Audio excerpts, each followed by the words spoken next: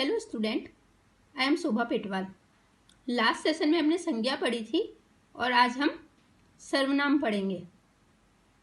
संज्ञा जिसे इंग्लिश में नाउन बोलते हैं और सर्वनाम जिसे इंग्लिश में प्रोनाउन बोलते हैं। दोनों का नाम सुन के हमें ऐसा नहीं लगता कि दोनों एक दूसरे में गहरा संबंध है या दोनों एक दूसरे से जुड़े हुए हैं। नाउन और प्रोनाउन दोनों ही एक दूसरे के साथ में जुड़े हुए, दोनों का ही एक दूसरे के साथ में विशेष महत्व है। तो आज हम संज्ञा पढ़ने के बाद सर्वनाम पढ़ेंगे। अब हम इन वाक्यों को पढ़ते और समझते हैं। पहला, श्री राम ने रावण को संदेश भिजवाया। दूसरा, श्री राम ने उसको सीता को लौटाने के लिए कहा। तीसरा, लेकिन वो अपने हठ पर अडिग रहा। पहले वाक्य में राम और रावण दोनों संज्ञा शब्द है। दूसरे वाक्य में संज्ञा शब्द रावण के लिए उसको आया है। इसी प्रकार तीसरे वाक्य में वह और अपने शब्द रावण के लिए प्रयुक्त हुए हैं। तो हम देख सकते हैं कि श्री राम ने रावण को संदेश भिजवाया। तो पहले वाक्य में राम और रावण दोनों संज्ञा शब्द हैं। तो दूसरे वाक्य में संज्ञा शब्द रावण के लिए उसको लिखा गया है। दोबारा रावण ना लिखकर उसको लिखा गया है। इसी प्रकार तीसरे वाक्य में वह और अपने शब्द रावण के लिए प्रयुक्त हुए हैं। तो इस प्रकार जब संज्ञा शब्दों की जगह दूसरे शब्द उपयोग में लिए जाए, दूसरे शब्द यूज किए जाए तो वह सर्वनाम शब्द कहलाते हैं। तो अब हम सर्वनाम की परिभाषा देखेंगे। सर्वनाम प्रोनाउन, सर्वनाम को इंग्लिश में प्रोनाउन बोलते हैं। तो संज्ञा के स्थान पर प्रयुक्त होने वाले शब्द सर्वनाम कहलाते हैं। जो शब्द संज्ञा की जगह पर हम प्रयुक्त करते हैं, उपयोग में लेते हैं, वे सर्वनाम कहलाते हैं। जैसे उदाहरण दिया गया है, मैं, तू, आप, स्वयं, वह, यह, जो, कोई, कुछ, कौन, क्या।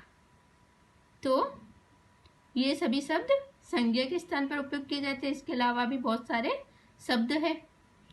तो मैं आपको एक उदाहरण बताती हूँ कि राम अच्छा लड़का है, वह रोज स्कूल जाता है, वह बहुत पढ़ाई करता है। तो अब हमने ये वाक्य बनाया, राम अच्छा लड़का है।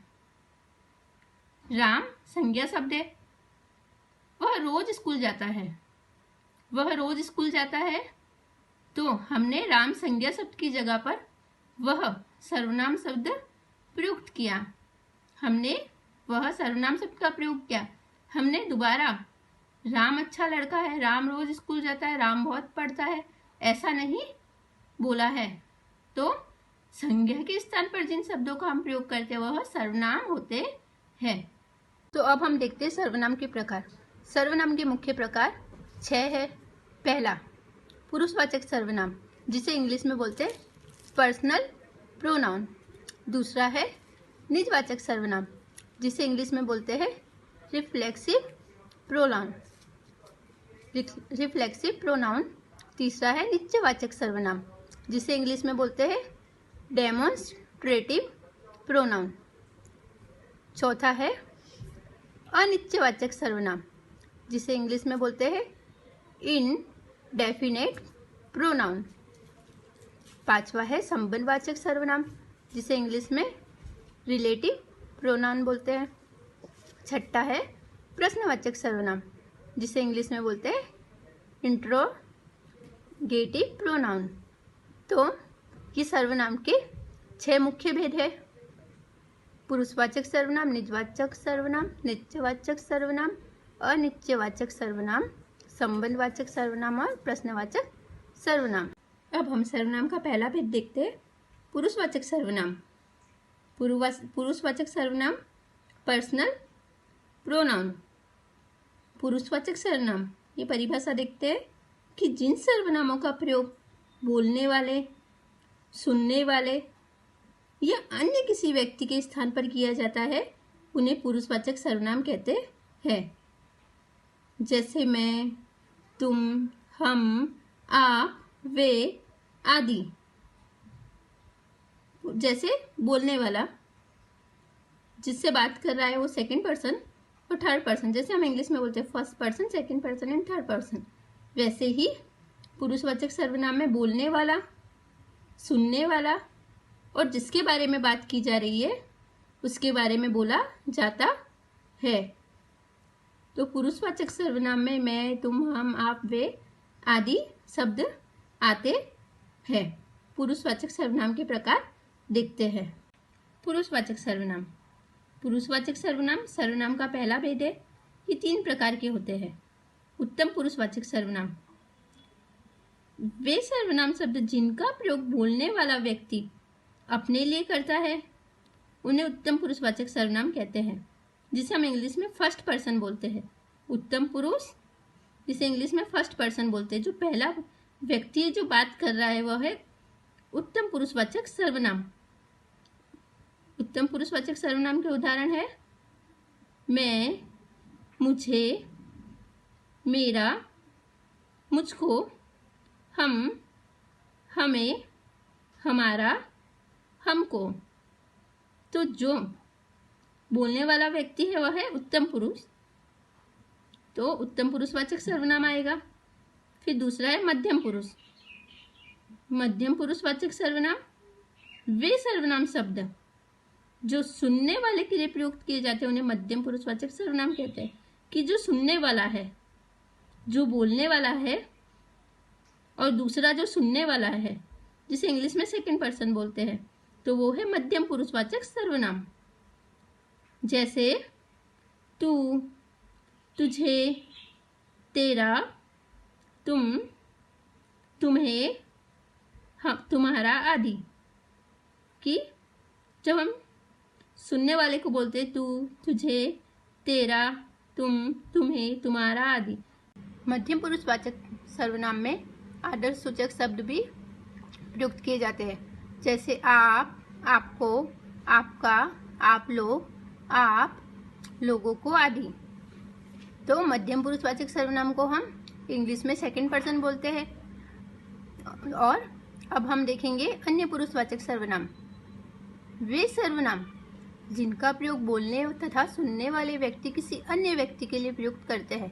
कि वे सर्वनाम जिनका प्रयोग बोलने वाला व्यक्ति और सुनने वाला किसी अन्य व्यक्ति के लिए प्रयोग में करता है, जिसे first person, second person, third person, कि जो बोल रहा है, जो सुन रहा है और जो तीसरा व्यक्ति जिसके बारे में बात की जा रही है वह है अन्य पुरुषवाचक सर्वनाम वाले व्यक्ति अन्य व्यक्ति के लिए बोलते हैं। उदाहरण वह, उसने, उसको, उसका, उसे, उसमें, वे, इन्होंने, उनको, उनका, उन्हें, उनमें आदि। सर्वनाम का दूसरा भेद है निजवाचक सर्वनाम। निजवाचक सर्वनाम जिसकी परिभाषा है वे सर्वनाम जिन्हें बोलने वाला कर्ता स्वयं अपने लिए प्रयुक्त करता है। जिन्हें बोलने वाला कर्ता जिसे इंग्लिश में बोलते हैं डूअर, कि जो स्वयं अपने लिए प्रयुक्त करता है, उन्हें निजवाचक सर्वनाम कहा जाता है। जैसे अपनी, अपना, स्वयं आदि। से मैं मेरे कपड़े खुद धोता हूँ। उदाहरण है मैं मेरे कपड़े खुद धोता हूँ। इसके और भी उदाहरण हम देख सकते हैं कि मैं अपना कार्य स्वयं करूँगा या मैं खुद चला जाऊँगा आदि। तो इस प्रकार जिसमें कर्ता खुद के लिए बोलता है वो निजवाचक सर्वनाम होता है। सर्वनाम का तीसरा भेद है निश्चयवाचक सर्वनाम।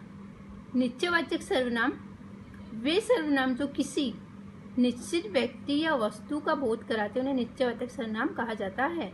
कि वे सर्वनाम जो किसी निश्चित व्यक्ति या वस्तु का बोध कराता है उसे निश्चयवाचक सर्वनाम कहा जाता है। जैसे यह, वह, ये आदि। जैसे उदाहरण यह मेरी पेंसिल है, यह मेरी पेंसिल है। ये वाक्य में निश्चितता समझ आती है कि ये पेंसिल बोलने वाली की ही है। वह एक लड़की है। इस वाक्य से भी ये निश्चितता समझ आती है कि वह एक लड़की है। वे इधर ही आ रहे हैं, वे इधर ही आ रहे हैं। किसी इंसान की तरफ इशारा करके कहा जा रहा है और ये निश्चित है, जिसको देख के बोला जा रहा है वो उधर ही आ रहे हैं। उसने राजू को थप्पड़ मारा, उसने राजू को थप्पड़ मारा। तो ये वाक्य में हमें समझ आता है कि ये निश्चित है कि वो जिसने भी राजू को थप्पड़ मारा है वह थप्पड़ मार चुका है।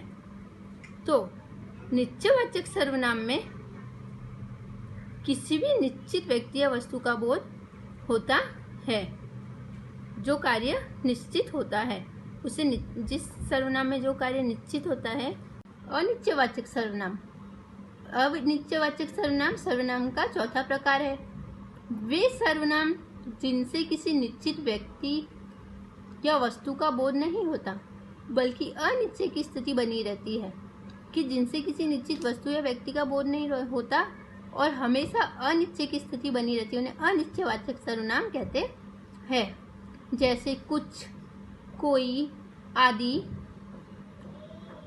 उदाहरण, लस्सी में कुछ पड़ा है, भिखारी को कुछ दे दो। शायद किसी ने घंटी बजाई कि लस्सी में कुछ पड़ा है। हमको नहीं पता कि लस्सी में क्या पड़ा है, तो हम बोल रहे हैं लस्सी में कुछ पड़ा है। भिखारी को कुछ दे दो, भिखारी को क्या देना है ये सोचा नहीं गया है, कुछ दे दो कि मतलब कुछ भी सोच समझकर दे दो। इसमें कुछ निश्चित नहीं है कि क्या दिया जाना है। शायद किसी ने घंटी बजाई, दरवाजे के बाहर कोई घंटी बजा रहा है, हमें नहीं पता कि दरवाजे के बाहर कौन घंटी बजा रहा है, तो शायद किसी ने घंटी बजाई है। तो इन सभी वाक्यों में अनिश्चितता है, कुछ भी निश्चित नहीं है। हमें पता नहीं है कि बाहर कौन है, लस्सी में क्या गिरा है, किसी को क्या, भिखारी को क्या देना है। तो ऐसी स्थिति में जो होता है वो अनिश्चयवाचक सर्वनाम होता है। निश्चयवाचक सर्वनाम में हमने देखा था कि जो वस्तु या व्यक्ति का निश्चित बोध कराता है, और अनिश्चयवाचक सर्वनाम में वह निश्चित नहीं होता। संबंधवाचक सर्वनाम। सर्वनाम का पांचवा भेद है संबंधवाचक सर्वनाम। वे सर्वनाम जो पृथक पृथक बातों को स्पष्ट संबंध को व्यक्त करते हैं, कि जो सर्वनाम अलग अलग बातों के स्पष्ट मतलब एकदम क्लियर उसके संबंध को व्यक्त करते हैं, उन्हें संबंधवाचक सर्वनाम कहा जाता है। जैसे जैसा, वैसा, जिसकी, उसकी, जितना, उतना आदि। इसका अन्य उदाहरण है कि जैसा कर्म करोगे वैसा फल मिलेगा। संबंधवाचक सर्वनाम का उदाहरण है कि जैसा कर्म करोगे वैसा फल मिलेगा। तो इसमें कर्म और फल का संबंध हमको स्पष्ट दिखाई दे रहा है कि हम जैसा कर्म करेंगे हमको वैसा ही फल मिलेगा। इसके अतिरिक्त जैसी करनी वैसी भरनी, कि जैसा कर्म करेंगे हमको वैसा ही फल मिलेगा। फिर जो जागत है सो पावत है। इसके अन्य उदाहरण कि जो जागत है सो पावत है, कि जो जगेगा वो ही पाएगा। फिर जो चलता रहेगा वो मंजिल तक पहुंचेगा, कि जो चलता रहेगा वो मंजिल तक पहुंचेगा।